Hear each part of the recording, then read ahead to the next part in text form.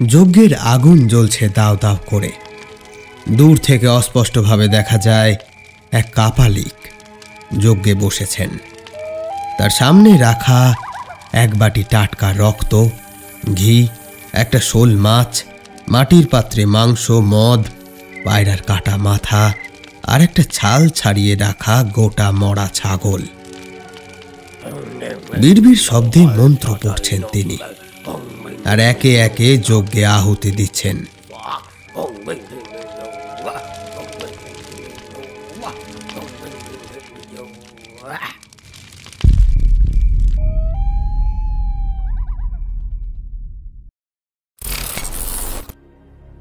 নমস্কার, আমি অয়ন। গল্প কথায় আপনাদের সকলকে জানাই আরও একবার স্বাগত। গ্রাম বাংলার নানা ভয় দিয়ে সাজানো আমাদের এই নিবেদন আপনাদেরই পছন্দের গ্রাম বাংলার ভূতের গল্প। আজকে আপনারা শুনবেন অতনু বল্লভের কাহিনী বাদাড়ে। তবে গল্প শুরুর আগে আপনাদের সকলের কাছে একান্ত অনুরোধ, আমাদের গল্পগুলো ভালো লাগলে লাইক, শেয়ার, সাবস্ক্রাইব করে বন্ধু বান্ধব, আত্মীয় পরিজনদের মধ্যে ছড়িয়ে দেবেন। আর যারা আমাদের গল্প প্রথম শুনছেন তাদের উদ্দেশ্যে বলা, চ্যানেলে এসে বাকি গল্পও শুনে দেখবেন। কথা দিচ্ছি, হতাশ হবেন না। চলুন তবে আর দেরি না করে শোনানো যাক আজকের গল্প। আজকে আপনারা শুনবেন অতনু বল্লভের কাহিনী বাদাড়ে। পুকুরের পাড়ে চুপ করে বসে আছে ছোট্ট মান্তু। মনটা আজ তার বড্ড খারাপ। কারণ অবশ্য আছে, কারণ তার বন্ধু সুনীল আর রিমা প্রায় 12 দিন ধরে নিখোঁজ। গ্রামের স্কুল থেকে 3টেই ছুটি হওয়ার পরে কোনো রকমে খেয়ে নিয়েই খেলার মাঠে ছোটা, এই হলো তাদের রুটিন। তাই প্রতিদিনের মতো ওরা 7 বন্ধু মিলে সেই বিকেলেও খেলতে গিয়েছিল। ঠিক হয়েছিল লুকোচুরি খেলা হবে। তবে মাঠে তো আর লুকোচুরি ভালো করে খেলা যায় না। তাই তখন বিলু একটা আইডিয়া দেয়। এই শোন না, পশ্চিমের যে জঙ্গল আছে, চল আমরা সেইখানে গিয়ে খেলি। দলের মধ্যে চামেলি একটু ভীতু ধরনের। ও বলে, না না, আমি বাবা যাব না। কালকেই মা কাকিমারা আলোচনা করছিল, ওইখানটা নাকি ভালো না। বিলু একটু মুষড়ে পড়ে। তবে এই দলটাই তুহিন সবার থেকে বড়, তাই সবার কাছে তার কথার একটা আলাদাই গুরুত্ব।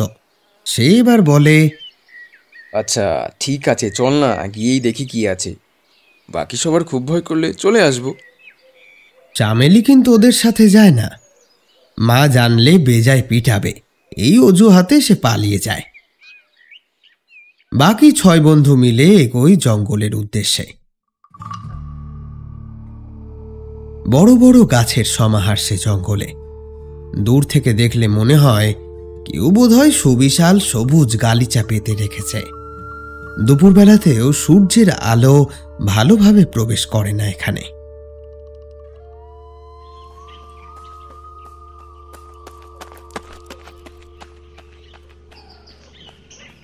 কিছুক্ষণের মধ্যেই ওদের খেলাটা বেশ ভালোই জমে উঠল। গাছের মোটা মোটা কাণ্ডের পিছনে দিব্যি লুকিয়ে থাকা যায়। যে একবার চোর হয় তার পক্ষে বাকিদের খুঁজে বার করাটা বেশ দুরূহ হয়ে ওঠে।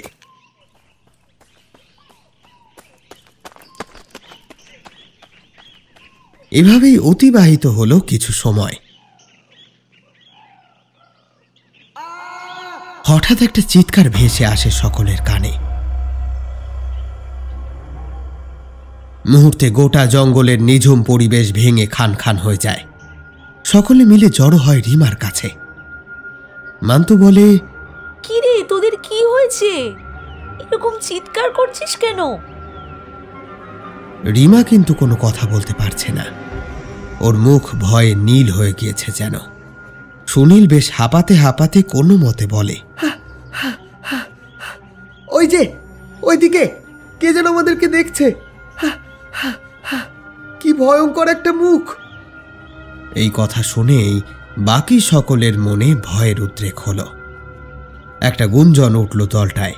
ঝামেলি ঠিকই বলেছিল। আসাটা উচিত হয়নি আমাদের এখানে। চল চল চল আমরা ফিরে যাই। ফিরে যাই আমরা, চল চল। তবে দলের অন্যান্যদের তুলনায় তুহিন বয়সে একটু বড় হওয়ায় ভয়ের পরিমাণটা তার কিঞ্চিত কম। সে বলল, কীরকম দেখতে ছিল?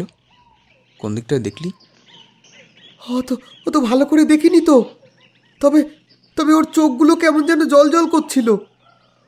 তারপর হাত তুলে দূরে একটা গাছের দিকে দেখিয়ে বলল, ওই যে ওইখানটায় দেখেছিলাম। এই, তোরা দিকে আয় তো একবার। তুহিনের ডাকে এবার সবাই এগোলো সেদিকে। সবার পিছনে সুনীল আর রিমা। এইখানে সকলের অলক্ষ্যে একটা ঘটনা ঘটে। সুনীলের গোবেচারা ভাবখানা পাল্টে যায় ধীরে ধীরে। একটা কান ছুঁয়ে যাওয়া বাঁকা হাসি ফুটে ওঠে তার মুখে। আর এই পরিবর্তনটা চোখে পড়ে রিমার। রিমার দিকে একটা ঠান্ডা আর কুটিল দৃষ্টি দিয়ে তাকে চুপ থাকতে বলে সুনীল। তারপর একটা আঙুল দিয়ে নির্দেশ করে রিমার মাথার ওপর। এই আকস্মিক পরিবর্তন দেখে রিমা ততক্ষণে কেমন যেন ভেবলে গিয়েছে। মন্ত্রমুগ্ধের মতো সে ঘাড় তুলে চায় ওপরের পানে। দেখে একটা মোটা গাছের শাখায় ঝুলছে একটা রক্তাক্ত দেহ, একটা মৃত লাশ। গাছের শাখা বেয়ে টাটকা রক্তের ধারা নেমে মিশছে মাটিতে। লাশটার পরনের জামাখানা দেখলে বোঝা যায় যে সেটা সুনীলের। ভয় পাথর হয়ে যায় রিমা। এ কি করে সম্ভব? তার সামনেই তো জলজ্যান্ত সুনীল দাঁড়িয়ে রয়েছে, আর গাছের মাথায় ও কাকে দেখছে সে? এই ভেবে আবার সামনে তাকায় রিমা। অবাক নয়নে এবার সে দেখে তার সামনে দাঁড়িয়ে থাকা সুনীলের দেহটা ধীরে ধীরে পাল্টে যাচ্ছে। রিমার অবস্থা সঙ্গীন হয়ে যায়। হাত পা নাড়ানো তো দূরস্থ, মুখ থেকে এতটুকু আওয়াজ পর্যন্ত বেরোয় না। সে দেখছে সুনীলের হাতের কালো বাঁকানো নখ বিকেলের মরা আলোয় চকচক করছে। শীতের বিকেল। দেখতে দেখতেই তাই জঙ্গলের বুকে নেমে এলো অন্ধকার। অতি আশ্চর্য কারণে এই মুহূর্তে জঙ্গলে আর একটিও পাখি ডাকছে না, অথচ অন্যান্য দিন জঙ্গল একেবারে মুখরিত থাকে নাম না জানা বিহঙ্গের কলকাকলিতে। পায়ের নিচের শুকনো পাতার শব্দ ছাড়া আজকে কিন্তু আর কিছুই শোনা যাচ্ছে না। ওরা চার বন্ধু অতি সন্তর্পণে এগিয়ে চলেছে। একটা সময় মান্তুর খেয়াল পড়ল, ওদের সাথে সুনীল আর রিমা নেই। আশ্চর্য, ওরা গেল কোথায় তবে? সবাইকে ব্যাপারটা জানাতেই সবাই এবার সুনীল আর রিমাকে ডাকতে থাকলো। সুনীল, সুনীল, রিমা, রিমা, তোরা কোথায়? রিমা, তোরা কোথায়? এমন সময় বন বাদার তোলপাড় করে বিকট একটা পৈশাচিক হুঙ্কার আর ভেসে এলো একটা মরণ চিৎকার। এ কি? এটা যে রিমার গলা! চিৎকার করে ওঠে তুহিন। বাকি সবাই রিমার নাম ধরে ডাকতে থাকে। রিমা, রিমা, এই রিমা, রিমা। কোথায় তুই? কিন্তু প্রত্যুত্তরে ভেসে আসে একটা হাড় হিম করা হাসির শব্দ।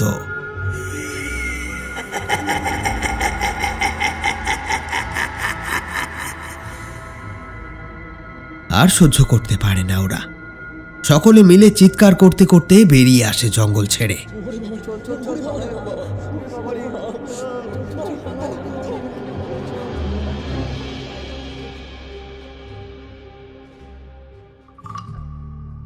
তারপরে বনে বাদারে কত খোঁজ করা হলো, কিন্তু রিমা কিংবা সুনীল কাউকেই আর খুঁজে পাওয়া যায়নি।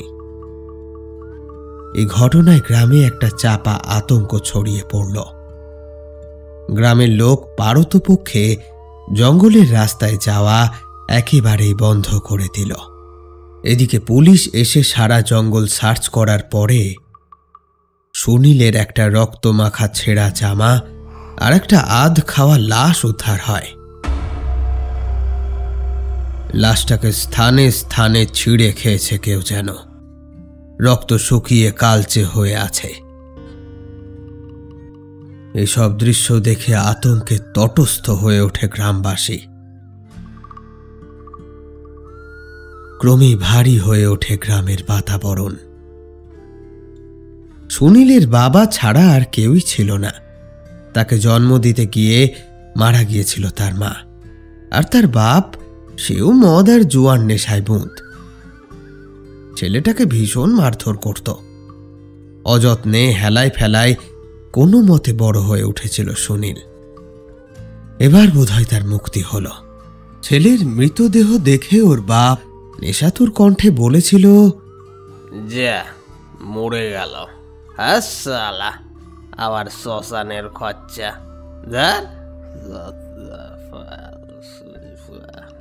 তবে মুখে এ কথা বললেও তার চোখের কোণেও দেখা দিয়েছিল কয়েক ফোঁটা জল।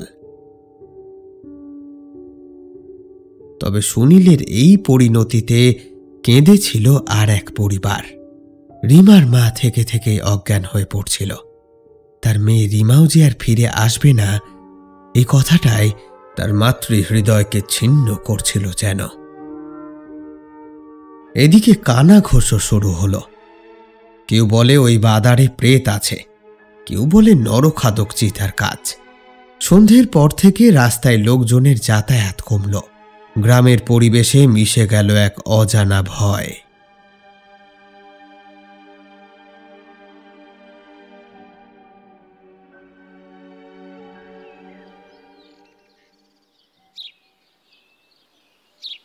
এসব কথায় মান্তু ভাবছিল পুকুর পাড়ে বসে। আগামীকালই মান্তুকে শহরে ওর মামার বাড়িতে পাঠিয়ে দেওয়া হবে। সন্তানের বিপদের সম্ভাবনা যেখানে, সেই জায়গায় তাকে আর রাখবে না বলেই স্থির করেছে তার বাবা মা। মান্তুর শত কান্নাকাটি বায়না কিছু তারা শোনেনি। তারও মন চাইছে না গোটা পরিবারকে এখানে ছেড়ে যেতে। কাল থেকে আর কোনো বন্ধুর সাথেও দেখা হবে না তার। আজকেও যদিও ওর বন্ধু বান্ধবদের বাবা মা তাদেরকে বাড়ি থেকে বেরোতে দেয়নি, তবে মান্তু চুপিসারে চলে এসেছে এই পুকুর পাড়ে। যখন ওর কথা শোনার কেউ থাকে না, তখন মান্তু এখানে আসে। বয়ে চলা শীতল হাওয়া ওর মাথায় হাত বুলিয়ে যায়। কিন্তু হায় রে ভবিতব্য, মানুষ ভাবে এক আর হয় আর এক। সেই রাতের একটা ঘটনায় বদলে দিল মান্তুর গোটা জীবন।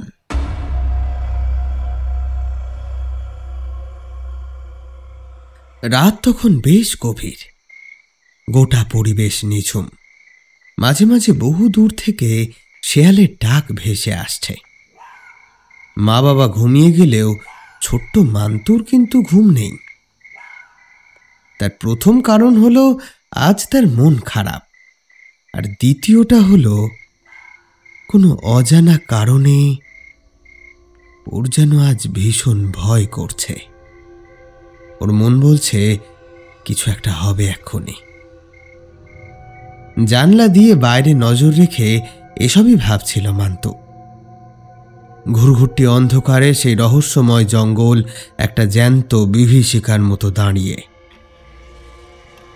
এমন সময় মান্তু দেখে ওই জঙ্গল থেকে যেন দুটো লাল আলোর দলা ক্রমেই ওদের বাড়ির দিকে এগিয়ে আসছে। প্রথমে বেশ অবাক হয়ে যায় বাচ্চা মেয়েটি। এক দৃষ্টিতে সে তাকিয়ে থাকে ওই লাল আলোর দিকে। অজানা কারণেই ওর সারা গাটা কাঁটা দিয়ে ওঠে। একটা নাম না জানা ভয় যেন ওর গোটা শরীরকে অসাড় করে দিতে চায়।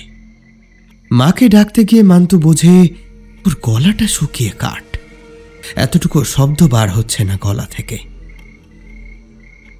এভাবে কিছু সময় কাটে।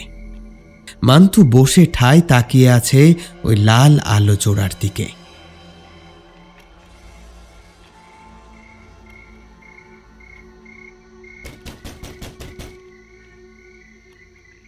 এমন সময় ওর চটকা ভাঙল দরজায় কড়া নাড়ার শব্দে। আশ্চর্য, এত রাতে কে ডাকে? এদিকে ধরফর করে উঠে বসেছে মান্তুর মা আর বাবা। মান্তুকে বসে থাকতে দেখে ওর মা জিজ্ঞেস করে, কি রে মা, তুই জেগে বসে কেন?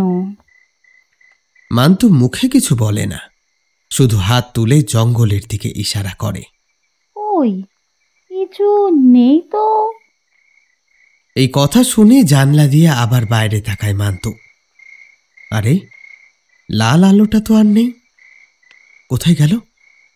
এদিকে দরজার উপর আঘাত ক্রমেই বেড়ে চলে। মনে হচ্ছে এইবার দরজাটা বুঝি ভেঙে পড়বে। রাত বিরেতে আবার কে এলো? বিছানা ছেড়ে নামে মান্তুর বাবা। এদিকে মান্তু ভয়ে কাঠ। কম্বলের তলায় মায়ের কোল ঘেঁষে আছে ও। মান্তুর মা ফিসফিস করে বলে, রাত বিরেতে তো দরজা খুলো না, গ্রামে যা সব কাণ্ড হচ্ছে, কে না কে এসেছে। হয়তো কেউ বিপদে পড়ে এসেছে, দাঁড়াও দেখি। এই বলে মান্তুর বাবা এগোতেই যাবে, হঠাৎ একটা কাণ্ড ঘটে। একটা কান্নার শব্দ ভেসে আসে। কে যেন ফুঁপিয়ে ফুঁপিয়ে কাঁদছে।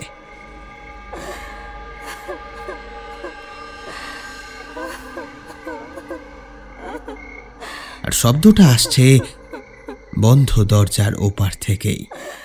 যদিও গলার আওয়াজ শুনে বোঝা যায় না সে পুরুষ কি মহিলা। মান্তুর মাও এবার ভয় পায়। এই যেও না, গতি কিন্তু আমার মোটেও সুবিধে ঠেকছে না। মেলা ফ্যাচ ফ্যাচ করো না তো, দাঁড়াও দেখি কি হয়েছে। এদিকে কান্নার শব্দ বেড়েই চলল, তার সাথে পাল্লা দিয়ে বাড়ল দরজা ধাক্কানোর শব্দ। এত রাতে দরজার ওপাশে দাঁড়িয়ে কেউ ভাবে কাঁদে।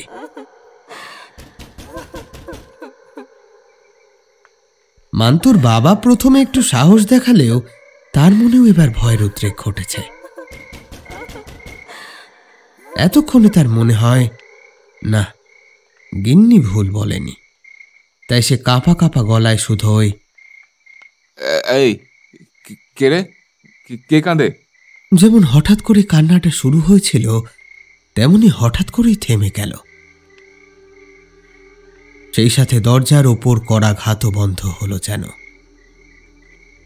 এখন নিস্তব্ধ, নিঝুম চারপাশ। ঝিঁঝি পোকার ডাক ছাড়া আর কোনো শব্দ নেই। অখণ্ড নীরবতা। এই কি হলো বলো তো, যাই একবার দেখে আসি। ওগো ওগো, যেও না, আমার কথাটা একটিবার শোনো। মান্তুর মা দুর্গাবালার মুখের কথা মুখেই রইল। সলিল ততক্ষণে রান্নাঘর পেরিয়ে দাওয়ায় গিয়ে উঠেছে। অতি সন্তর্পণে এবার দরজার হুড়কোটা খুলল সে।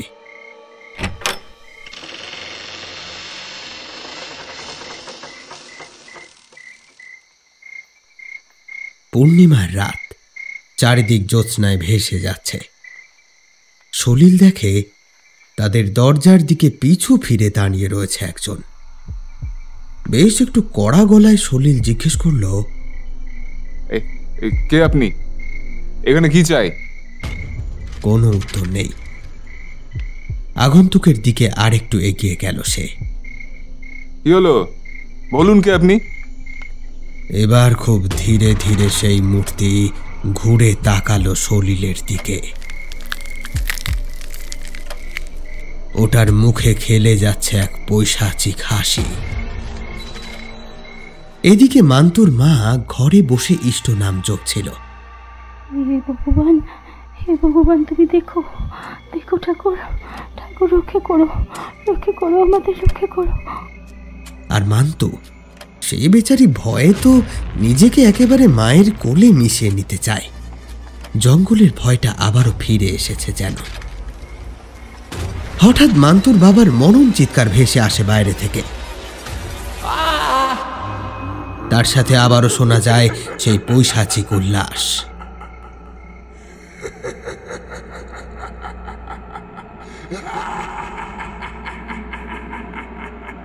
গোটা গ্রাম যেন স্তব্ধ হয়ে যায় সেই শব্দে। ভয়ে আতঙ্কে স্থাণু হয়ে বসে থাকে মান্তু আর তার মা। পরের দিন সকালে মান্তুদের বাড়ির সামনে এক প্রকার হইচই পড়ে যায়। বাড়ির অনতি দূরে মান্তুর বাবার আধ খাওয়া লাশটা পড়ে। মৃতদেহের চারপাশে মাছি ভন ভন করছে। তার চোখ মুখ দেখলে বোঝা যায় মরার ঠিক আগে কিছু একটা দেখে ভীষণ ভয় পেয়েছিল সে।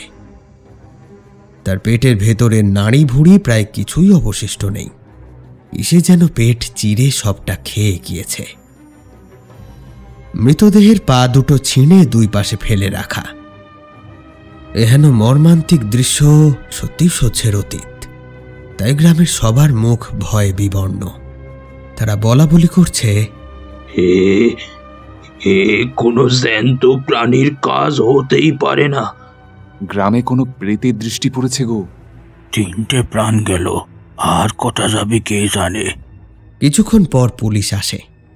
দুর্গাবালা দেবীকে একের পর এক প্রশ্ন বানে জর্জরিত করে তোলে তারা। কি হয়েছিল, স্বামীর সাথে তার সম্পর্ক কেমন ছিল, ইত্যাদি ইত্যাদি। মান্তুর মা কাঁদতে কাঁদতে যতটা সম্ভব বলার বলে চলে। সব শুনে অবশেষে পুলিশ বলে যায় যে তদন্ত চলাকালীন তাদের বাড়ি ছেড়ে কোথাও যাওয়ার নিষেধ।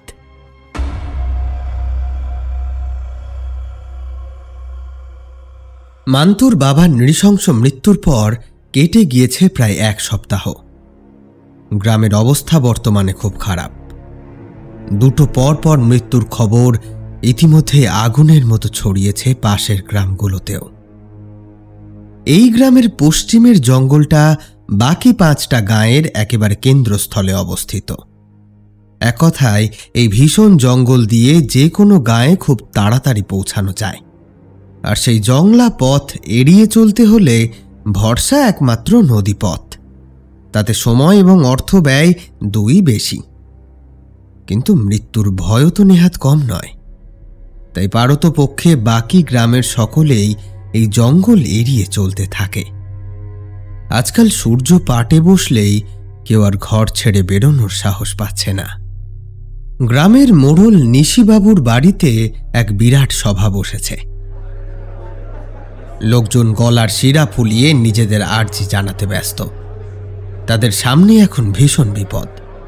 এখন মোড়ল মশাই কিছু না করলে তাদের যে গ্রাম ছাড়তে হবে। বেচাকেনা মাথায় উঠেছে।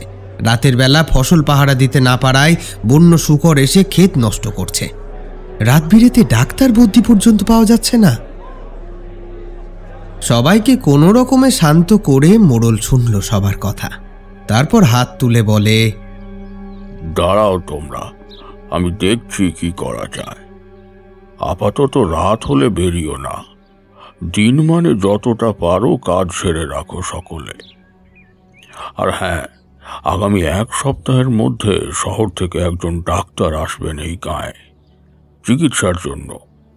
আমাদের বাড়িতেই থাকবেন। রাত বিরেতে কোনো সমস্যা হলে লোকজন নিয়ে উনি পৌঁছে যাবেন রোগীর বাড়িতে।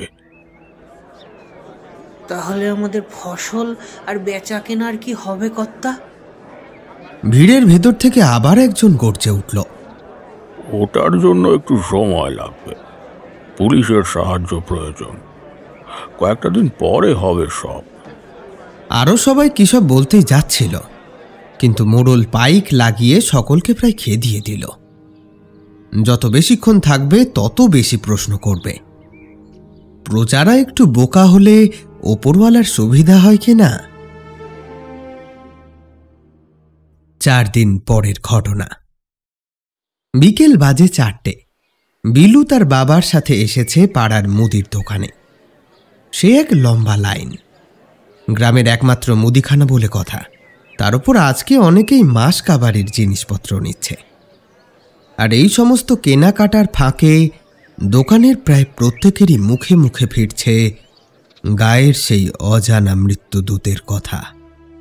প্রায় 1 মাস হতে চলল পুলিশ শুধু জিজ্ঞাসাবাদ করা ছাড়া আর কিছুই করতে পারেনি। আর গ্রামের মোড়ল নিজেও দেখছি দেখব করে দায় সারছেন আর কি। আর এসব নিয়ে গ্রামের সকলের মনেই প্রশাসনের প্রতি একটা অসন্তোষের মেঘ জমছে। লাইন এগিয়ে এসে বিলুদের মুদি নেওয়ার পালা যখন এলো, তখন ঘড়িতে 5টা বাজতে যায়। দোকানি ঘোষণা করে আজকে বিলুদের পর আর কাউকে মাল দেওয়া হবে না, কারণ সূর্য ডুবছে, দোকান বন্ধ করতে হবে। আর এই শুনে অমনি পেছনের লোকজন চেঁচামেচি জুড়ল, মাল না দিয়ে তুমি দোকান বন্ধ কি করে করো আমরাও দেখি। শালা মরবার ভয় যেন একা শুধু ওর। এতক্ষণ দাঁড়িয়ে মাল না নিয়ে বাড়ি যাব নাকি? এই নিয়ে এক কথা দু কথায় দোকানের সাথে লেগে গেল তর্ক বিতর্ক। ফলে যা হওয়ার তাই হলো। বিলুদেরকে প্রায় ধাক্কা মেরে সরিয়ে পিছনের সারির লোকেরা এসে হাতাহাতি শুরু করল। তারপর মারধর, হই হট্টগোল, চেঁচামেচি, যে যেমন পারল দোকান থেকে জিনিসপত্র নিয়ে যেতে থাকলো। এদিকে বিলু আর তার বাবা ফ্যালফ্যাল করে দাঁড়িয়ে দেখতে থাকলো সমস্তটা। একেই বাদারের ভয়ের জন্য জিনিসপত্র বাজারে আসছে কম, তার উপর আবার খাদ্যদ্রব্যের অপচয়। ওই যে উল্টে পড়ল চালের বস্তা, ঢং করে মাটিতে গড়িয়ে পড়ে গেল তেলের টিনটাও। যে যার মতো এক প্রকার লুটপাট চালালো দোকানটায়। যখন সব শেষ হলো, তখন দেখা যাচ্ছে গোটা দোকানটা লণ্ডভণ্ড। কোথাও ছড়িয়ে ছিটিয়ে পড়ে রয়েছে ডাল, মিচড়ির শিশি ভেঙে খণ্ডবিখণ্ড, আটার বস্তার মধ্যে কারাবার এক পাটি চপ্পল ঢোকে। দোকানির অবস্থাও তথৈবচ, তার জামা কাপড় ছিঁড়ে দেওয়া হয়েছে, মুখের দুপাশ থেকে গড়িয়ে পড়ছে রক্ত। বিলুর মনে পড়ে বিদ্যালয়ের মাস্টারমশাই শিখিয়েছিলেন, শিকারের জন্য আদিম মানুষদের মধ্যে প্রায়শই নাকি ঝামেলা হতো, তবে সময়ের সাথে সাথে মানুষ নাকি বুঝদার হতে শিখেছে। তখন আর তারা ঝামেলা করত না, নিজেদের মধ্যে শিকার ভাগ করে নিত। কিন্তু আজকের ঘটনা দেখার পর বিলুর কেন যেন মনে হলো মাস্টারমশাই একটু ভুল বলেছেন হয়তো। মানুষ বুঝদার হয়নি, আগের মতোই আছে, কিচ্ছুটি পরিবর্তন হয়নি। বাইরের পোশাকটাই যা বদলেছে। যখন পেটের ভিতর খিদে আর মনের ভেতর ভয় বাসা বাঁধে, তখন একটা মানুষ আর জঙ্গলের পশুর মধ্যে বিশেষ কোনো ফারাক থাকে না। বিলুর ছোট মস্তিষ্কে এই গভীর ব্যাপারটা যেন আরো গভীরভাবে দাগ কেটে গেল। দোকানিকে ধীরে ধীরে তুলে বসালো বিলুর বাবা। তারপর দোকানিকে একটু জল খেতে দিয়ে বিলুকে বলে, বাবারে, আমার হাতে হাতে জিনিসগুলো একটু গুছিয়ে দে তো। বাবার কথা শুনে আকাশের দিকে তাকালো বিলু। অন্ধকার হয়ে আসছে, একটা কালো বিপদের চাদর ক্রমেই যেন ছেয়ে ফেলছে গোটা গ্রামটাকে। বিলুর না বলা মনের ভাষাটা যেন তার বাবা বুঝতে পারল। তাই সে বলল, শোন বিলু, বিপদে কাউকে একা ফেলে যেতে নেই, যতক্ষণ পারবি সাহায্য করে যাবি, কেমন?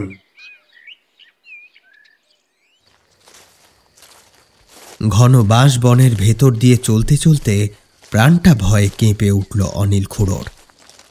এই রাস্তায় আসার পর থেকেই খুড়োর কেবলই মনে হচ্ছে কেউ বুঝি তার পিছু নিয়েছে। মুদির দোকান থেকে জিনিসপত্র আনতেই অনেকটা দেরি হয়ে গেল। তাও এটাই রক্ষে যে টাকা দিতে হয়নি। সবাই মিলে দোকানিকে কয়েক ঘা দিতেই সে আর কিছু করতে পারেনি। এই প্রথমবার নিজের মতো হাত খুলে বিনা পয়সায় জিনিস নিয়ে এসেছে খুড়ো। একে বাজারের জিনিসের যা চড়া দাম, তাতে এরকম ফ্রিতে জিনিস পাওয়া গেলে তো ভালোই হয়। আবার সে চুরি ডাকাতিও করেনি, সবাই মিলেই তো দোকান থেকে জিনিস নিয়েছে, তাহলে সেই ভাব বাদ যাবে কেন? এসব ভাবতে ভাবতেই কখন যে খুড়ো বাঁশবনের পথটায় ঢুকে এসেছে তা ঠিক নিজেও বুঝতে পারেনি। তবে রাস্তাটা একটু নির্জন হলেও এটা দিয়েই তাড়াতাড়ি পৌঁছানো যাবে। শুকনো বাঁশ পাতা মারিয়ে এগিয়ে চলল খুড়ো। মাথার ওপর বাঁশ গাছের ফাঁক দিয়ে নক্ষত্র খচিত কালো আকাশ দেখা যায়। মৃদু হাওয়া বাঁশে বাঁশে মর্মর ধ্বনি তুলছে। একটু জোরেই পা চালাচ্ছে অনিল খুড়ো, কারণ জায়গাটা খুব একটা ভালো লাগছে না তার। তার উপর আজকাল গ্রামে যা ঘটছে সেটা তো তার মাথায় আছেই। আচ্ছা, তার পায়ের শব্দের সঙ্গে তাল মিলিয়ে আরেকটা পায়ের শব্দ পাওয়া যাচ্ছে না? খুনো এবার থামল, কান খাড়া করল। ঝিঁঝি পোকার চড়া ডাক, মাঝে মাঝে এদিক ওদিক রাত চড়া পাখিদের কর্কশ ধ্বনি, দূর থেকে ভেসে আসা শেয়ালের ডাক, সবই স্বাভাবিক। এর বাইরে চারিদিক শুনশান। পুরোটাই মনের ভুল ভেবে আবারও চলতে শুরু করল অনিল খুঁড়ো। তবে কিছুটা চলার পর আবারও তাকে থমকে দাঁড়িয়ে পড়তে হলো। হ্যাঁ, ঠিক টের পেয়েছিল সে আর একটা পায়ের শব্দই বটে, এবং শব্দটা ভেসে আসছে ঠিক তার পিছন দিক থেকে। গাটা কেমন কাঁটা দিয়ে উঠল। কি খেয়াল হতেই এক ঝটকায় ঘাড় ঘুরিয়ে পিছনে চাইল সে,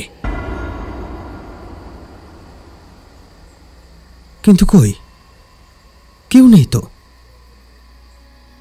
তবে আবারও কি তার মনের ভুল? ঘাড় ঘুরিয়ে চারপাশ দেখে যখন বুঝল সত্যিই তার মনের ভুল, তখন আবারও পা চালালো খুঁড়ো।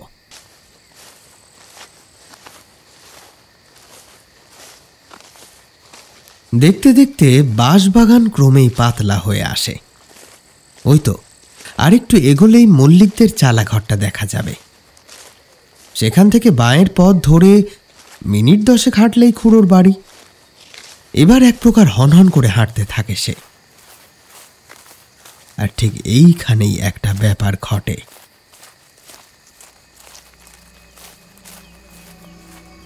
খুঁড়ো যখন বাঁশবাগানের পথ প্রায় পেরিয়ে এসেছে, তখনই তার কানে যায় একটা কান্নার শব্দ। ফুঁপিয়ে ফুঁপিয়ে কেউ কাঁদছে।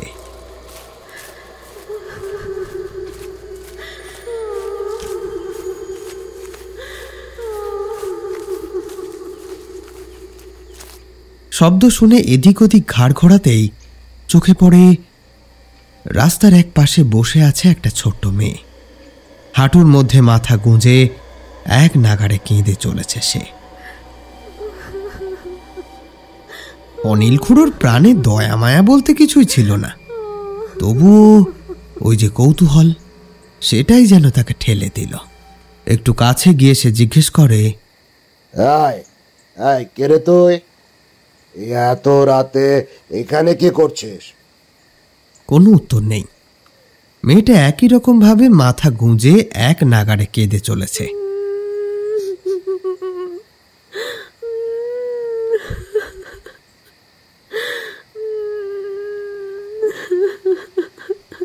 খুনো আরো একটু এগিয়ে যায়। মেয়েটার একেবারে সামনে গিয়ে তার কাঁধে হাত রেখে বলে, এই যে খোকে, কি হলো? কাঁদছিস কেন? এতক্ষণে মেয়েটা একটু নড়ে, কান্নাটাও থেমে যায়, আর তারপরই ধীরে ধীরে মুখ তুলে চায়। হাতের টর্চের আলো মেয়েটার মুখে গিয়ে পড়তেই এক প্রকার চমকে ওঠে অনিল খুঁড়ো।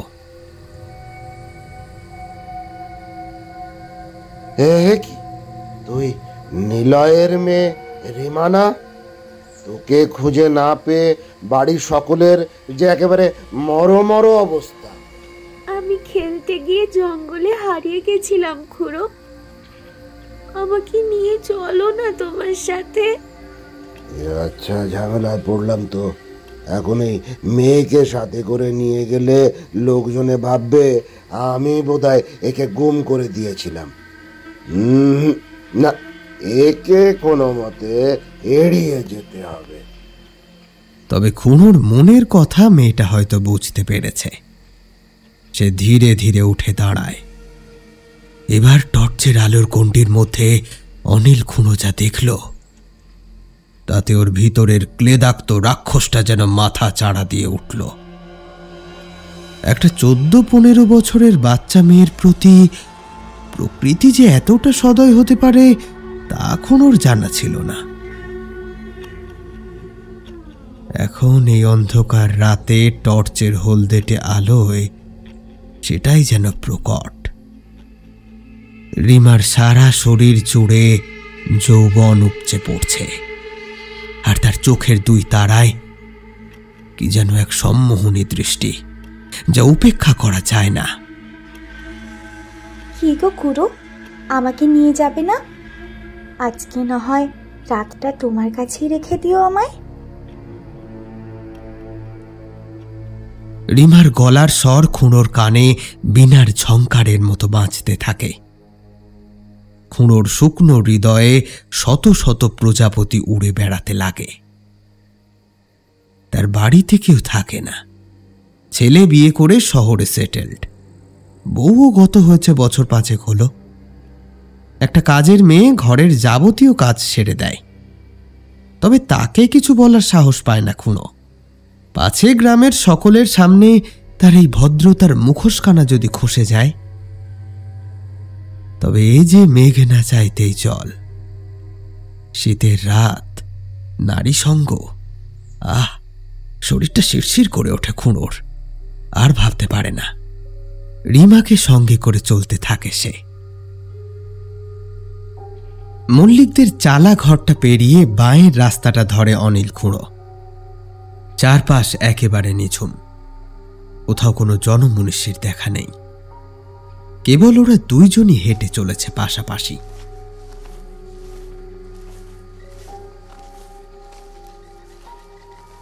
মাথার উপর দিয়ে ঝটপট শব্দ তুলে কতগুলো চামচিকে উড়ে গেল। কেন যেন আবার খুঁড়োর গাটা ছমছম করে ওঠে।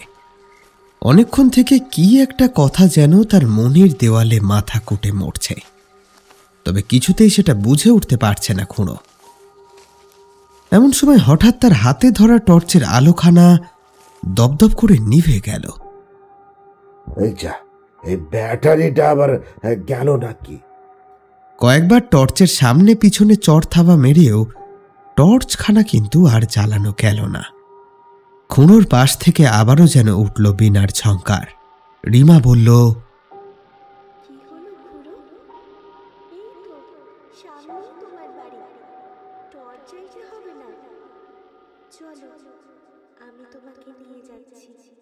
এই বলেই মেয়েটি খপ করে খুঁড়োর একখানা হাত চেপে ধরল। খুঁড়োর মনে হলো কেউ বুঝি বরফের চাউড় দিয়ে তার হাতটা চেপে ধরেছে। চমকে উঠল সে, তবে তাকে আর কিছু বুঝে উঠতে না দিয়ে এক প্রকার টানতে টানতেই নিয়ে চলল মেয়েটি। ওইটুকু মেয়ের সামনে খুঁড়োর সমস্ত প্রতিরোধ ক্ষমতা যেন শূন্য হয়ে গেল। তার মন বলছে কিছু একটা ঘটবে। এভাবে প্রায় 10 মিনিট কেটে যাওয়ার পরও খুঁড়ো যখন তার বাড়ি পৌঁছাতে পারল না, তখন তার টনক নড়ল। যে কথাটা এতক্ষণ ধরে বুঝতে পারছিল না খুঁড়ো, এবার সেটা মনে পড়ে যায় তার। নিলয়ের মেয়ে রিমা, তাকে তো কখনোই খুঁড়ো বলে ডাকত না। আর সেই মেয়ে ছিল প্রচণ্ড লাজুক, কারোর সাথে সেভাবে কথা পর্যন্ত বলতো না। তাহলে কয়দিনে রিমার মধ্যে কি এমন পরিবর্তন ঘটল? ও আদেও রিমা তো? এই কথাটা মনে হতেই খুঁড়োর সারা শরীর এক প্রকার শিথিল হয়ে যায়। এখনো বাড়িতে পৌঁছাতে পারল না কেন? মল্লিকদের চালাঘর থেকে তার বাড়ি মাত্র 10 মিনিটের পথ। তাহলে এ কোথায় চলেছে ওরা? খুঁড়োর হাত থেকে মুদির ব্যাগটা কখন যে খসে পড়েছে সেটাও খেয়াল পড়ল না। এদিকে তার পা যেন আর নিজের ইচ্ছে চলছে না, অন্য কেউ সেটাকে চালনা করছে। অন্ধকারে এতক্ষণে খুঁড়োর চোখটা কিছুটা সয়ে আসে, আর তাতেই সে বোঝে এ কি, মেয়েটা তাকে কোথায় নিয়ে এলো। পাতায় পাতায় শব্দ তুলে একটা দমকা বাতাস বয়ে যায়। এমন সময় হঠাৎ অনিল খুঁড়ো দেখে, আরে সে তো একা দাঁড়িয়ে। রিমা কই? রিমা তার পাশে নেই, আর বর্তমানে খুঁড়ো দাঁড়িয়ে আছে সেই অভিশপ্ত জঙ্গলটায়, যেখান থেকে প্রায় 1 মাস আগে পাওয়া গিয়েছিল সুনীলের লাশ। খুঁড়োর শির দাঁড়াবে ভয়ের হিমেল স্রোত খেলে যায়।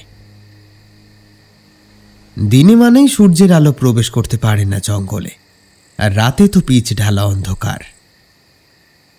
অনেক চেষ্টা করে খুনো এবার নিজের টর্চটা জ্বালাতে সক্ষম হলো।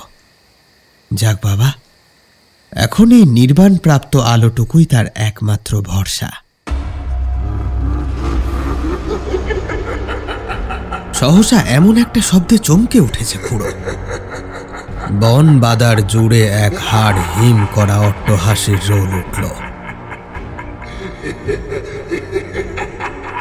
এই হাসি শুনলে অতি সাহসীরও আত্মারাম খাঁচা ছাড়া হয়ে যায়। অসহায় খুনোর অবস্থাও হলো তাই। তার গলা দিয়ে এতটুকু আওয়াজ বার হলো না। তার মনে হতে থাকলো এই হাসিটা বুঝি তাকে ঘিরে চক্রাকারে ঘুরছে, একবার ডায়ে তো একবার বাঁয়ে, পরক্ষণেই আবার সামনে তো কখনো পিছনে। তার পা দুটোকে যেন মাটির সাথে চেপে ধরে আছে কেউ। চাইলেও সে বুঝি আর পালাতে পারবে না। চরম ভয়ে তার মাথা একেবারে খারাপ হতে বসেছে। মাটিতে উবু হয়ে বসে পড়ে খুনো। বুকটা হাঁপড়ের মতো ওঠানামা করছে। জীবনে এই প্রথম ভগবানকে তার মনে পড়ল। এবার তাকে স্মরণ করতে থাকে। তার দুই চোখ বেয়ে নামে অশ্রুধারা। এবার অদ্ভুতভাবে সেই অট্ট হাসির সাথে মেশে একটা গুমড়ে ওঠা কান্না।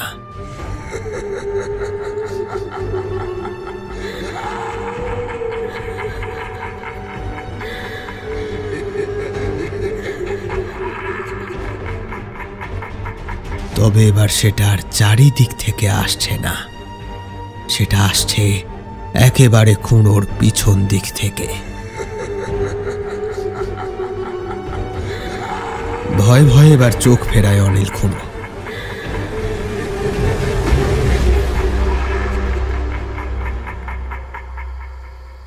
দেখে তার থেকে মাত্র হাত দশেক দূরেই দাঁড়িয়ে আছে রিমা। টর্চের আলোয় কি বিভৎস দেখাচ্ছে তাকে। মেয়েটা হাসছে বটে, তবে ওর চোখ থেকে অশ্রুধারার মতো ঝরে পড়ছে রক্ত, আর একই সাথে হাসি আর কান্নার শব্দ বেরুচ্ছে তার মুখ থেকে।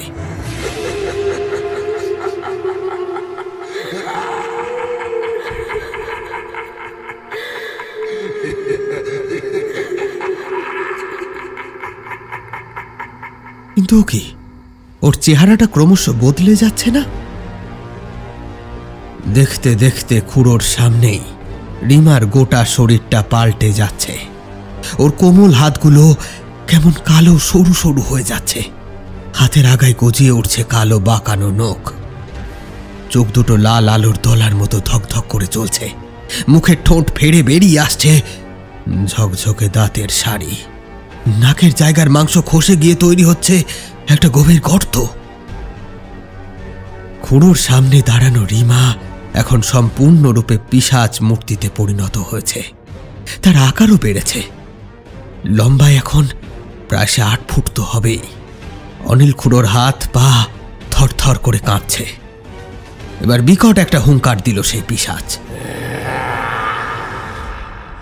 এই বুঝি তার হৃদযন্ত্রটা কাজ করা বন্ধ করে দেয়। ওই যে পিশাচটা এবার ঝাঁপিয়ে পড়বে তার শিকারের উদ্দেশ্যে। ঠিক সেই সময় আশ্চর্য ঘটে গেল। কোত্থেকে ভেসে এলো এক বজ্র কঠিন স্বর, পাষণ্ড দাঁড়া বলছে। আর অমনি সেই পিশাচ মূর্তি থেমেও যায়। তৃতীয় কারো উপস্থিতি টের পেয়েছে সে। এদিকে অনিল খুনো চোখ বন্ধ করে ফেলেছিল তার অন্তিম পরিণতির জন্য। তবে কণ্ঠস্বর শুনে কি এক আশায় আবারও সে চোখ মেলে। দেখে তার আর পিশাচের মাঝখানে, তার ঠিক সামনে প্রাচীর হয়ে দাঁড়িয়ে আছে এক সাধক গোছের লোক। গায়ে তার কালো চাদর জড়ানো, এক হাতে ধরা একটা মানুষের খুলি, অন্য হাতে মশাল। বাহাত দিয়ে মরার খুলিখানা পিশাচের সামনে উঁচিয়ে ধরে আছে সে। খুনো দেখে অত বড় শয়তানটা সাধকের এহেন নির্দেশে কেমন শিথিল হয়ে গেল। তবে পরক্ষণেই আবার গর্জে ওঠে সেই পিশাচ। তীব্র আক্রোশে একবার সাধকের দিকে তেড়ে আসতে চায়, কিন্তু অদ্ভুতভাবে কোনো এক অদৃশ্য প্রাচীরের ধাক্কা খেয়ে বারবারই তাকে পিছিয়ে যেতে হয়। এইবারে সাধক মাটি থেকে কয়েকটা ঘাস ছিঁড়ে তাতে বিড়বিড় করে কিছু মন্ত্র ফুঁকে সরাসরি ছুড়ে দেয় পিশাচের দিকে।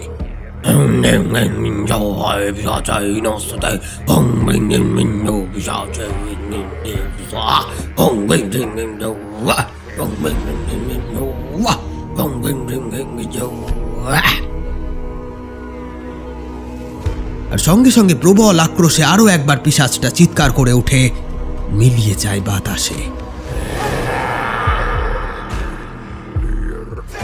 খুনো স্তব্ধ হয়ে সব দেখছিল। তার মনে হলো স্বয়ং ভগবান বুঝিয়ে এনাকে পাঠিয়েছে তারই রক্ষার্থে। একেবারে পায়ে পড়ে গেল সে। বাবা বাবা, আপনি আমার জীবন রক্ষা করেছেন। আপনি না থাকলে আজকে হয়তো এখানে। খুনোর কথা শেষ হওয়ার আগেই তাকে ধরে তুলে দাঁড় করান সেই সাধক। আরে ওট ওট ওট, করিস কি? আমার কাছে নয়, সর্বশক্তিমানের কাছে মাথা নিচু করবি। এখন ওট দেখি, এই গায়ের বড় বিপদ। চোখের জল মুছে অবাক হয়ে খুনো বলে, আপনি জানলেন কি করে? জানতে হয় রে পাগলা। তারপর মৃদু হেসে বলল, চল তোকে বাড়ি পৌঁছে দিয়ে আসে। এই জঙ্গলে একবার কেউ পথ হারালে আর খুঁজে পায় না। আপনাকে কি বলে যে ধন্যবাদ দেব বাবা। আপনি চলুন, আজ রাতটা না হয় এই গরিবের সেবা গ্রহণ করবেন। সাধক আর কিছু বলে না। অনিল খুনোকে সাথে করে এগিয়ে চলে সে। তবে জটা জুটো ধারী সাধকের মুখে ফুটে ওঠা ওই মৃদু হাসিটা খুনো লক্ষ্য করে না। এতক্ষণের এই ঘটনার নীরব সাক্ষী থাকে এই ভয়ঙ্কর বনানী আর দুটো লাল আলোর তলা। জঙ্গলের অন্ধকার থেকে যে দুটো এক দৃষ্টে চেয়ে আছে ওদের পানে।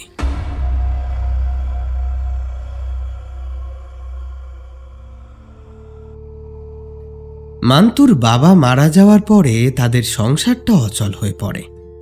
গ্রামের ভিটে মাটি ছেড়ে সে যে চলে যাবে সেটাও হয়ে ওঠে না। নিতান্ত বাধ্য হয়েই মান্তুর মা গ্রামের ইট ভাটার কাজে নাম লেখায়। শোনা যায় সেখানে ছেলে মেয়ে কারোরই নাকি ইজ্জত থাকে না। শহরের মেম বাবুরা আসে সেখানে, মাঝে মাঝে তাদের মনোরঞ্জনও করতে হয়। সারাটা দিন মান্তু ঘরে একা শুয়ে থাকে। মাঝে মাঝে মন খারাপ হলে শ্যামার কাছে যায়। শ্যামা ওদের গরুর নাম। মাসখানেক হলো ওর একটা বাচ্চাও হয়েছে। শ্যামা আর ওর ছেলে মাধবকে নিয়েই এখন দিন কাটছে মান্তুর। বাপের মৃত্যুটা তার শিশু মনে গভীর দাগ কেটেছে। কতই বা বয়স তার, বড় জোর 13। এরই মধ্যে মৃত্যুকে খুব কাছে থেকে দেখেছে সে। শহর থেকে মামা 1-2 বার টাকা পাঠিয়েছিল বটে, তবে এখন আর তার পাত্তাটাও পাওয়া যায় না। ঘরের এক কোণ থেকে বিচালি নিয়ে শ্যামাকে খেতে দেয় মান্তু। বেচারি অবলা জীবটা গভীর কালো দুটি চোখ মেলে চেয়ে থাকে মান্তুর দিকে। ফ্যান ছাড়া শুকনো বিচালি সে খাবে কি করে? মান্তুরও 2 চোখ বেয়ে নামে জলের ধারা। আমরাই খেতে পাচ্ছি না রে শ্যামা, তোকে কি খাওয়াবো বল? বাবা থাকলে দেখতি তোকে কত আদর করে খেতে দিত। এই বলে গলা ছেড়ে কাঁদতে থাকে মেয়েটা।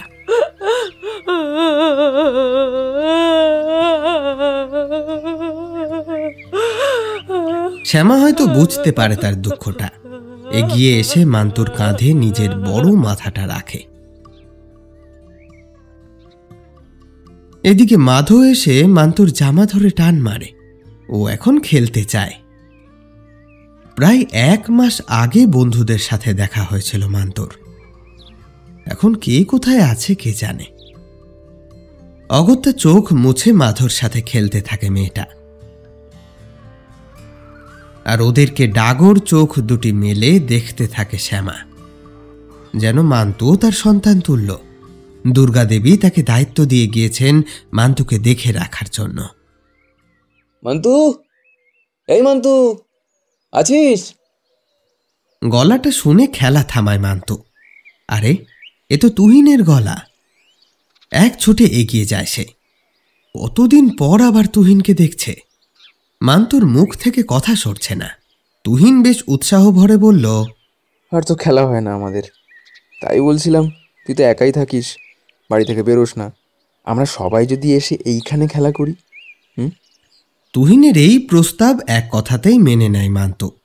ও বলে, হ্যাঁ রে তুহিন, কতদিন খেলিনি সবাই, আমরা এইখানেই খেলবো, খুব মজা হবে। তুহিনও বেশ খুশি হয়ে মান্তুর মাথায় হাত বুলিয়ে বলল, একদম মন খারাপ করবি না, আমরা সবাই আছি। দাঁড়া, সবাইকে ডেকে আনি, আজ থেকেই খেলবো। এই বলে এক দৌড়ে তুহিন বেরিয়ে যায়। মান্তু তাকিয়ে থাকে সেই দিকে। এইদিকে ঘটছে আর এক কাণ্ড। সকাল সকাল অনিল খুনোর বাড়িতে ভিড় উপচে পড়েছে। গ্রামের অনেক লোক দলে দলে দেখতে এসেছে সেই সাধক মহারাজকে, যিনি গত রাতে অনিল খুনোর প্রাণ বাঁচিয়েছেন। অনিল খুনো একেবারে চোখগুলো দানাদার মিষ্টির মতো গোল গোল করে বেশ রসিয়ে গতকালের ঘটনাটা বলে যাচ্ছে। সব শুনে উপস্থিত সকলের মুখ তো একেবারে হাঁ। আর এর ফলে যেটা হলো সেটা অনিল খুড়োর জন্য বেশ ভালো। রাতারাতি অনিল খুনো গায়ের একজন বাহাদুর ব্যক্তি হিসেবে চিহ্নিত হল।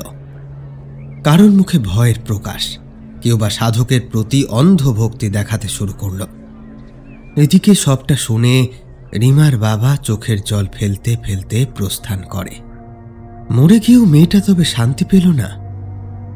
ইতিমধ্যেই এই খবর পৌঁছেছে মোড়লের কানে। দলবল নিয়ে তিনিও যথারীতি হাজির। তাকে দেখেই এবার ভিড়ের মধ্যে একটা শোরগোল ওঠে।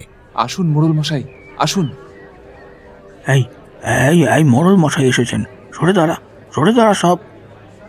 সবার সামনে হাসি হাসি মুখে হাত জোর করে দাঁড়িয়ে অনিল খুঁড়ো। তার চোখে মুখে একটা উজ্জ্বল ভাব। সে আশা করছিল মোড়ল বুঝি তাকে একটু বাহবা দেবে, কিন্তু মোড়ল সেসবের ধারও মারালো না দেখে কিছুটা মনক্ষুণ্ণ হলো খুঁড়ো। ভিড় সরতেই দেখা গেল ধ্যান যোগে সাধক বসে আছেন। সারা গায়ে তার কালো চাদর জড়ানো, রক্তাম্বর ধুতি, মাথায় ভস্য তিলক, কাঁচা পাকা দাড়ি গোঁফের জঙ্গল। তার ডান দিকে রাখা রয়েছে একটা নরকরটি, কাঁধের ঝোলাটা আর এক পাশে পড়ে। মোড়ল এবার একটু গলা খাকরানি দিয়ে বললেন, নমস্কার ঠাকুর মশাই, প্রণাম নেবেন। আমি শুনলাম আপনি আপনি গতকাল অনিল খুড়োর প্রাণ রক্ষা করেছিলেন। সাধক কোনো উত্তর দিল না, শুধু ঠোঁটে খেলে গেল একটা ঈষৎ হাসি। এবার হাত জোর করলেন মোড়ল, বললেন, ঠাকুর ঠাকুর আমাদের এই গায়ের বড় বিপদ ঠাকুর, আপনি সাধক মানুষ, সবই বোঝেন, দয়া করে রক্ষা করুন আমাদের। এতক্ষণে চোখ খোলেন সাধক। মুখে তার সেই রকম হাসিটাই বিদ্যমান। গ্রামের সকলেই মোড়লের সাথে সমস্বরে বলে,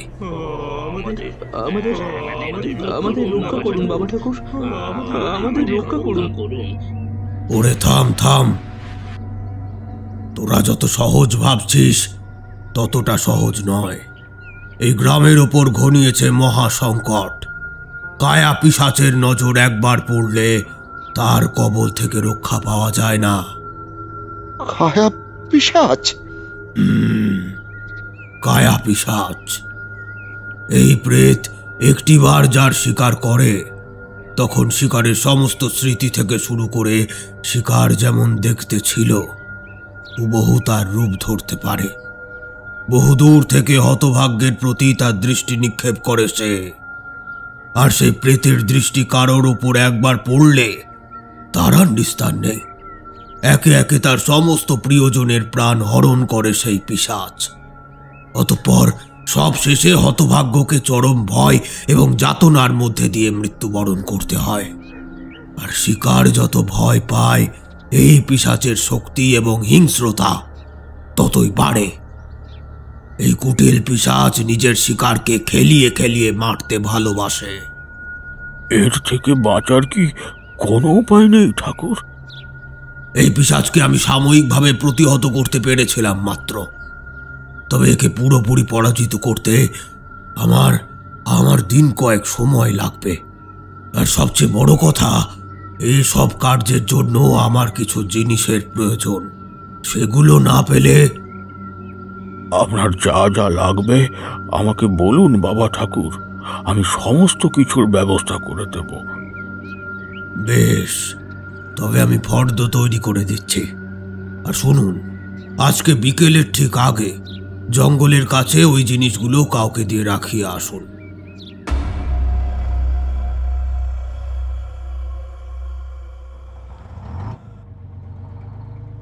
বিকেলের কিছু আগে গ্রামের বাস স্ট্যান্ডে একটা প্রায় খালি বাস এসে দাঁড়ায়। বাস থেকে নেমে আসে ধোপ দুরস্ত জামা কাপড় পরা একজন ভদ্রলোক। হাতে তার অ্যাটাচি, চশমার ওপাশে উঁকি দিচ্ছে দুটি বুদ্ধিদীপ্ত চোখ। তাকে বলা হয়েছে এই বাস স্ট্যান্ড থেকে মিনিট 30 মতো হাঁটলেই তার গন্তব্যে পৌঁছবে সে। আশ্চর্য, একটাও রিক্সা নেই। গ্রামের মেঠো পথ ধরে হাঁটতে থাকে ডাক্তার। শহর থেকে তার আসার কথা ছিল আরও 3 দিন পর, কিন্তু একটু আগেই চলে এসেছে সে। কারণ যেইখানে থেকে কাজ করতে হবে সেখানের হাওয়া বাতাসের সাথে একটা মানিয়ে নেওয়ার ব্যাপারও তো আছে। সূর্যদেব ইতিমধ্যে পাটে বসেছেন, দিনের পাখিরা বাড়ি ফিরছে একে একে। লোক চলাচলও ভীষণ কম, গ্রামের মাঠ ঘাট সব ফাঁকা। বাহ, কোথাও তো কেউ নেই। কাকে এখন জিজ্ঞেস করি মোড়লের বাড়ির ঠিকানা? কিছু দূর হাঁটার পর ডাক্তার দেখল কতগুলো লোক মাথায় বড় বড় হাড়ি নিয়ে কোথায় যেন যাচ্ছে। ও দাদা, শুনছেন? আরে ও দাদা! গলা তুলে ডাকতে ডাকতে এক প্রকার তাদের দিকে দৌড়ালো ডাক্তার। ওদিকে হাঁক ডাক শুনে লোকগুলোও দাঁড়িয়ে গিয়েছে। বলছি গ্রামের মোড়লের বাড়িটা কোন দিকে বলতে পারেন? দলের মধ্যেকার একটা লোক ডাক্তারের আপাদ মস্তক ভালো করে দেখে নিয়ে একটু সন্দিগ্ধ গলায় বলে, ও তব নতুন নাকি? হ্যাঁ, আমি এই গায়ের নতুন ডাক্তার। ও আচ্ছা, সোজা নাক বরাবর হাঁটবেন। একটা বাঁশ বন পড়বে, যত তাড়াতাড়ি সম্ভব সেটা পেরিয়ে ডান দিকে সোজা হাঁটবেন 10 মিনিট। সাহাদের খাল পাড় পড়বে, ওটা পেরোলেই মোড়লদের বাড়ি। বাঁশবন দিয়ে তাড়াতাড়ি যেতে বললেন যে? গ্রামে গঞ্জে রাত বিরেতে কত কি হয়। তাহলে আপনাদের কিছু হবে না? আপনারাও তো বাইরে। লোকটা ডাক্তারের কথায় উত্তর দিল না, তার বদলে একটু বিরক্ত গলায় বলল, যা বললাম তা করুন, অহেতুক কৌতূহল ভালো না। এই বলে তারা চলে যায়। ডাক্তার বিজয় অবাক হয়ে গেল। বাহ, ভালোই অতিথি আপ্যায়ন গ্রামের। আবার এই নাকি গ্রামের লোকজন সহজ সরল।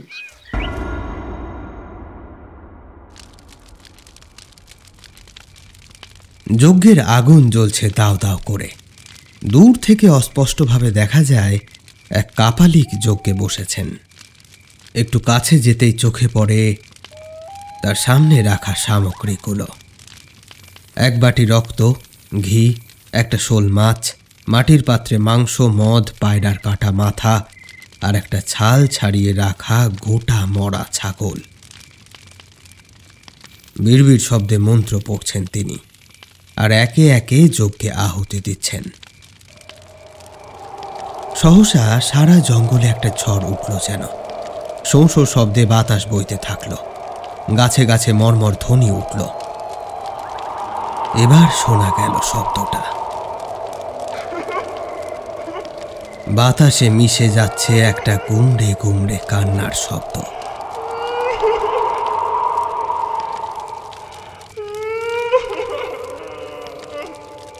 কি একটা বুঝে চরম উল্লাসে হেসে উঠল কাপালিক।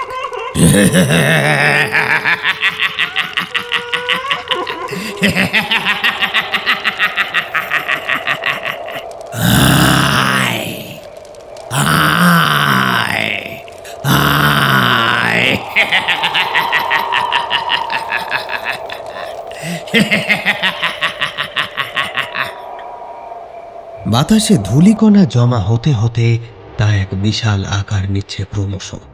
একটা প্রবল হুঙ্কার শোনা গেল এবার। জঙ্গলের শান্ত পরিবেশটাকে খান খান করে দিল। গোটা গ্রামের বিপদ সবে মাত্র শুরুই হয়েছে। এত তাড়াতাড়ি কারণ নিস্তার নেই। আমি যেভাবে বলবো সেইভাবে চলবি। এখন আর মানুষ মারবি না, তবে ভয় বজায় রাখবি।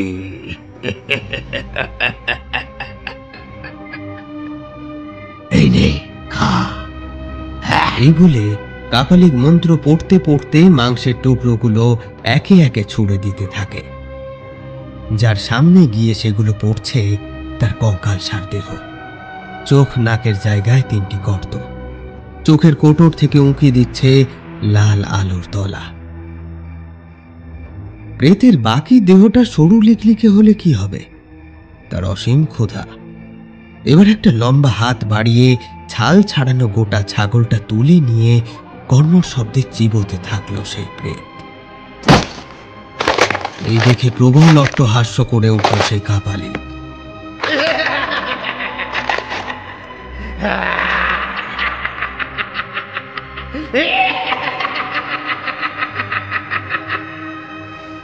গোটা গ্রামের ভাগ্য এইবার লিখবো আমি।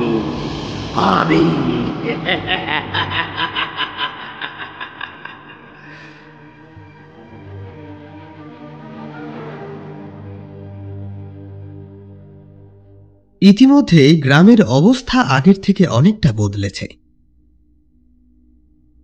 এবং সেটার কারণ যে ওই সাধকের আগমন সেটা তো বলাই বাহুল্য। এখন আর আগের মতো মানুষ মরে না, তবে একেবারেই যে ভয়ের বাতাবরণ শেষ হয়ে গিয়েছে তেমনটাও নয়। অনেক রাতে সেই জঙ্গলে কে যেন গুমড়ে গুমড়ে কাঁদে এখনো। আবার কখনো ভেসে আসে প্রবল পৈশাচিকট্ট হাসি। ইদানিং একটা নতুন নিয়ম চালু করেছে গ্রামের মোড়ল নিশিবাবু। প্রতি মাসে প্রায় 300 টাকা করে প্রত্যেক গ্রামবাসীকে কি একটা পুজো বাবদ তার কাছে জমা দিতে হবে। গরিব গ্রামবাসীদের পক্ষে এই টাকাটা নেহাত কম ব্যাপার নয়, তবুও বাধ্য হয়ে তাদেরকে দিতে হয়। কারণ টাকা যদি তারা না দেয় তখনই তাদের কিছু না কিছু একটা ক্ষতি হয়ে যায়। হয় গবাদি পশু মারা যায়, নয়তো বাড়ির কারোর প্রাণ নাশ ঘটে। মৃত্যু আসে একেবারে চুপি সারে। সকাল হলেই দেখা যায় মৃতদেহখানি শুকিয়ে ছিবড়ে হয়ে পড়ে আছে। এদিকে শহর থেকে আসা ডাক্তারবাবু পিনাকির এই ব্যাপারটা বেশ গোলমেলে লাগে। গ্রামের মোড়ল নিশিবাবুকে এই বিষয়ে কিছু প্রশ্ন করলে সেও এড়িয়ে যায়, তবে বেশি কিছু সে আবার বলতেও পারে না। কারণ মাত্র 1 মাসের জন্যই তো তার আশা। 1 মাস পরেই সে আবার শহরে ফিরবে, তাই যতটা সম্ভব সমস্যা এড়িয়ে চলা যায় ততই ভালো। তবে কৌতূহল বড় বালায়, তাই আরেকটা বিষয়ও তাকে দারুণ ভাবিয়ে তুলেছে। সে লক্ষ্য করছে ঠিক 5 দিন অন্তর মোড়লদের বাড়ি থেকে বেশ কয়েকটা লোক বড় বড় হাঁড়িতে করে কি একটা যেন নিয়ে যায়। সবকটা হাঁড়ি কালো কাপড়ে মোড়া থাকে। এরই মধ্যে ঘটল একটা ঘটনা। প্রতিদিনের মতো আজও মান্তুদের বাড়িতে খেলার আসর বসেছে, তবে আজ বিলুর পাত্তা নেই। হলোটা কি ওর? তুহিন বললে, এই তোরা চল তো বিলুর বাড়ি যাই, ওর নিশ্চয়ই কোনো অসুবিধা হয়েছে। যেমন বলা তেমনি কাজ। গোটা দলটা এক প্রকার হৈ হৈ করতে করতে বিলুর বাড়ির উদ্দেশ্যে রওনা দিল। বিলুর বাড়ির কাছাকাছি আসতেই ওরা শুনতে পেল বিলুর কান্নার শব্দ। বুকটা ছ্যাদ করে ওঠে সকলের। তৎক্ষণাৎ ঘরে গিয়ে দেখে বিছানায় শায়িত বিলুর মা বাবা দুজনেই। তাদের দিকে আর তাকানো যাচ্ছে না। দুজনেরই শরীর শুকিয়ে প্রায় কাঠ হয়ে গিয়েছে। অঝরে কেঁদে চলেছে বিলু। তোমরা আমাকে ছেড়ে যেও না মা। বাবা, তোমরা আমাকে ছেড়ে কোথায় চলে গেলে মা? ও মা, তুমি কথা বলছো না কেন? বাবা, কেন কথা বলছো না তোমরা? কোথায় চলে গেলে তুমি? না না না। সকলে মিলে ওকে শান্ত করার চেষ্টা করতে থাকে। দাঁড়া, আমি ডাক্তার ডেকে আনি। এই বলে হন্তদন্ত হয়ে তুহিন ছোটে ডাক্তার ডাকতে। কিছুক্ষণ পর ডাক্তার এলো। বিলুর বাবার শরীরে তখনও একটু প্রাণ ছিল। সে অতি ক্ষীণ স্বরে কি যেন একটা বলছে। পিনাকি ডাক্তার বিলুর বাবার মুখের কাছে কান পাতে। শুনতে পায় তিনি বলছেন, ওই ওই কাগজে সব লেখা। ও সব কেউ জানে না, কেউ জানে না, কেউ জানে না। ব্যাস, এটাই ছিল তার শেষ কথা। এবার প্রাণ ত্যাগ করেন বিলুর বাবা। এরপর বিস্তর খোঁজাখুঁজি করে একখানা কাগজ বেরোয়।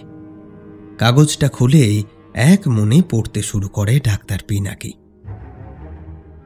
সমস্তটা পড়ে তার চোয়াল শক্ত হয়ে ওঠে। মনে মনে তৎক্ষণাৎ ঠিক করে ফেলে সে, এর একটা শেষ দেখে তবেই ছাড়বে। আর প্রণাম জানায় বিলুর বাবাকে। ভদ্রলোক সত্যিই অসম সাহসী ছিলেন। দিন কয়েক আগে একাকী জঙ্গলে ঢুকে সবটা নিজের চোখে দেখেছিলেন তিনি, আর তারই খেসারত হয়তো চোকাতে হলো এভাবে প্রাণ দিয়ে। ক্রন্দনরত বিলুকে দেখে আজ বড্ড মায়া হলো পিনাকির। এতগুলো প্রাণ যার কারণে গিয়েছে তাকে তো এবার শাস্তি দেওয়ার প্রয়োজন। মনে মনে আগামী পরিকল্পনাগুলো স্থির করে ফেলল সে। অমাবস্যার রাত, চারিদিকে ঘুটঘুটে অন্ধকার। একটানা ঝিঁঝি পোকার ডাক কানে তালা ধরিয়ে দিচ্ছে। পিনাকি ডাক্তার, বিলু আর তুহিন চুপি সারে জঙ্গলের সামনে এসে দাঁড়ালো। হয়তো একটা চিঠির বয়ানের ওপর ভিত্তি করে এতটা বড় পদক্ষেপ নেওয়াটা মূর্খামি। কিন্তু ডাক্তার পিনাকির কি হলো কে জানে। সে বিলুর বাবার বলা প্রতিটা কথাকেই সত্যি বলে ধরে নিল। তাই আজকে সে সরেজমিনে দেখতে এসছে ব্যাপারটা। তবে পরিবেশটা বড়ই ভয়ঙ্কর। দূর থেকে ভেসে আসছে শেয়ালের আওয়াজ। এই মৃত্যু বাদারের অন্ধকার যেন ওদেরকে গিলে খেতে চাইছে প্রতিক্ষণে। তবে বলিহারি ওই দুই কিশোরের সাহসকে। চিঠির কথাটা জানতে পেরে 2 দিন পর তুহিনকে নিয়ে বিলু ডাক্তারের সাথে দেখা করতে আসে। এক প্রকার তার হাতে পায়ে ধরে ওরা দুটিতে। বিলুর পরিবারের হত্যাকারীর শাস্তি চায় ওরা। ডাক্তার অনেক বুঝিয়েও শেষটাই আর পারে না। অগত্যা ওদেরকে নিয়েই আসতে হয় তাকে। জঙ্গলের একটা স্থানে পৌঁছে ডাক্তার হঠাৎ টর্চটা নিভিয়ে দেয়। কারণ ইতিমধ্যেই জঙ্গলের অপর এক প্রান্ত থেকে একটা আলোর কিরণ তাদের চোখে পড়েছে। ওরা একেবারে নিঃশব্দে সেই আলো লক্ষ্য করে ঘাতক শিকারীর মতো এগোতে থাকে। কিছু দূর যেতেই ওরা দেখল জঙ্গলের একটা জায়গায় হোমকুণ্ড প্রস্তুত করা হয়েছে। আর সেই হোমে আহুতি দিচ্ছে কালো চাদর জড়ানো সেই সাধকটা। বর্তমানে গ্রামে যিনি পিশাচ তারক বাবা ঠাকুর নামে পূজিত হন। আর দেখা যাচ্ছে চারপাশের গাছগুলিতে ঝোলানো রয়েছে কতগুলো আস্ত নরকঙ্কাল।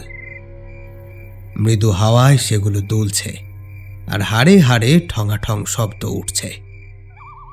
আচ্ছা, তাহলে এই ব্যাপার। আমার অনেক আগেই সন্দেহ ছিল, কিছু তো একটা ব্যাপার আছে। সহসা শূন্যে 2 হাত তুলে ধরে সাধক। চিৎকার করে বলে ওঠে, আজ তোর শক্তি আরো বেড়ে যাবে। আয় আয়। হঠাৎ এবার জঙ্গলের মধ্যে একটা ঝড় উঠল। ঝড়ের চোটে গাছপালাগুলো একে অন্যের সাথে ধাক্কা খেতে লাগলো ক্রমাগত। এদিকে তুহিন আর বিলুর গলা শুকিয়ে কাঠ। তাদের শিশু মন এখন আতঙ্কগ্রস্ত।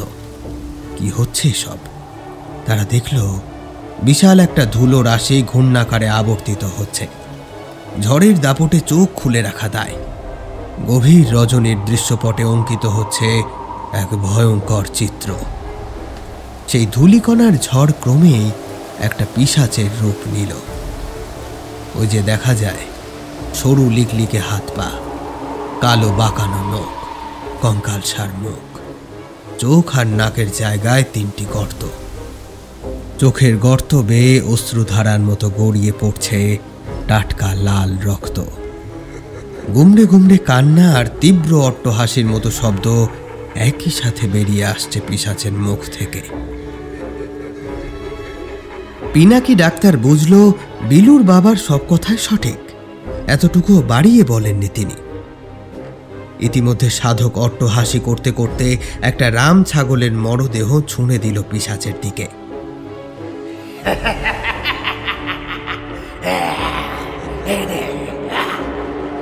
সউল্লাসে সেটা উদরস্বাদ করল পিশাচ। আর ঠিক তার পর মুহূর্তে যেন হুঙ্কার দিয়ে উঠল সাধক। ওরে, তোরা 3টে বেরিয়ে আয় আড়াল থেকে, আর কত দেখবি?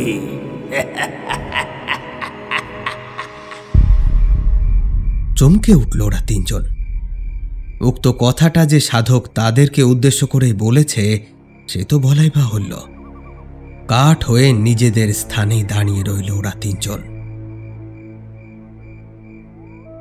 ওদিকে সাধক চালিয়ে যাচ্ছে তার কাজ। সে বলছে,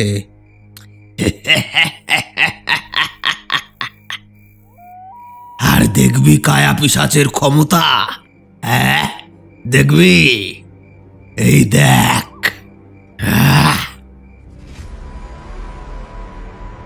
এই বলেই আগুনে কি একটা ছুঁড়ে মারল। দেখা গেল সাধকের হাতে ধরে থাকা নরকরটির চোখের গর্তটা দপ করে জ্বলে উঠেছে। সাথে সাথেই বিশাল বপু কায়া পিশাচ এক হুঙ্কার তোলে।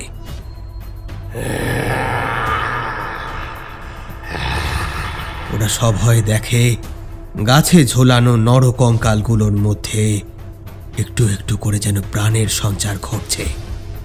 ওগুলো নড়ে চড়ে উঠছে। সর্বনাশ! তুহিন, বিলু, আমাদের এক্ষুনি পালাতে হবে। এত দূর থেকেও ডাক্তারের কথা যেন পরিষ্কার শুনতে পেল সাধক। বজ্রকণ্ঠে গর্জে উঠল সে, পালিয়ে যাবি কোথায়? তার সারা মুখে ক্রোধের ছাপ স্পষ্ট। এবার বিলুর দিকে হাত দেখিয়ে সে বলল, এটার বাবা 3 কয়েক আগে লুকিয়ে সবটা দেখে ফেলেছিল, তাই তো ওর বউ সমেত বেটাকে মেরে ফেললাম। হ্যাঁ, আর এখন তোদের পালা। মৃত্যু ভয় হলো এমন একটা জিনিস যার দ্বারা গোটা জগৎকে বশ করা যায়। মানুষ জানে মৃত্যু যখন আসার তখনই আসবে, তাকে আটকানো যায় না। তবুও মানুষ নিজের সর্বস্ব বিক্রি করেও মৃত্যুকে ঠেকাতে চায়।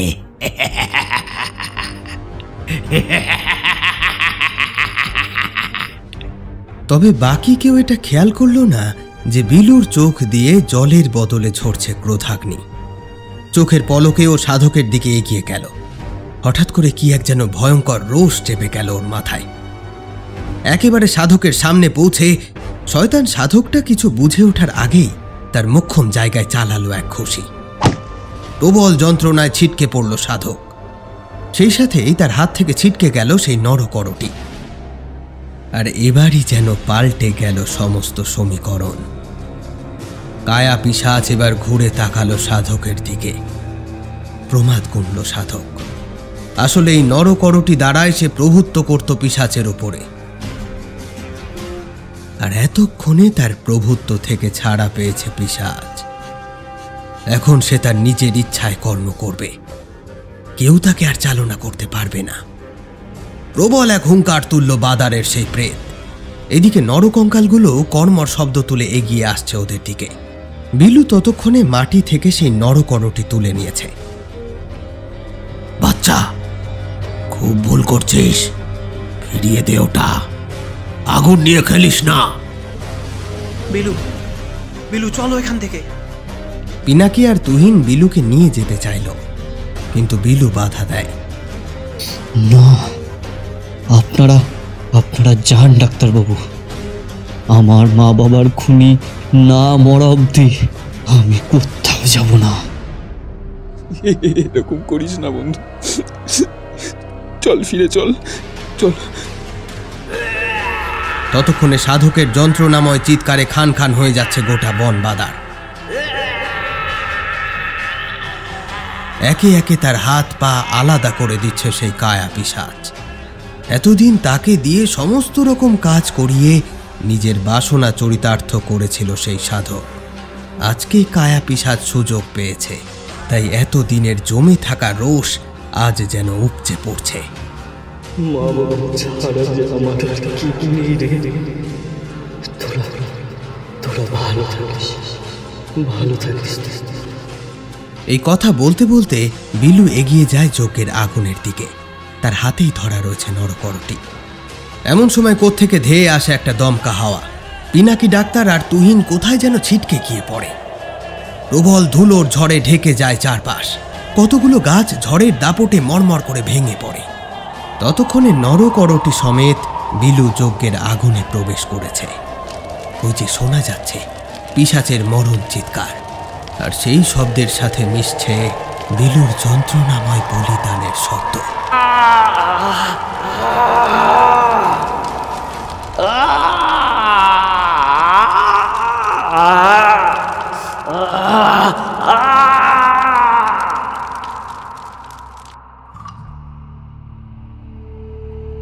দেখতে দেখতে ঝড়ের দাপটে সমগ্র বাদার তোলপাড় হয়ে একটা সময় ঝড় থামে।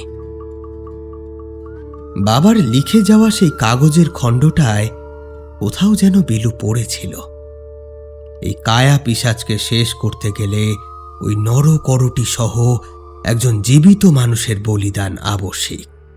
আর তাই গ্রামের বাকি নিরীহ মানুষগুলোর প্রাণ বাঁচাতে আত্মাহুতি দিল ছোট্ট বিলু। এভাবেই চিরতরে শেষ হয়ে গেল কায়া পিশাচের আতঙ্ক। তবে সত্যি কি শেষ হলো না, সঠিকভাবে কিছুই বলা যায় না। ঝড় থামার পর পুনরায় নিস্তব্ধ রজনী চারপাশে মায়াজাল ছড়িয়ে দিয়েছে। ডাক্তার পিনাকি আর তুহিন সংজ্ঞাহীনভাবে পড়ে রয়েছে জঙ্গলের মধ্যে। আর জঙ্গলের আধার থেকে তাদের দিকেই লাল জ্বলন্ত দৃষ্টি নিয়ে তাকিয়ে রয়েছে দুটো লাল আলোর গোলা।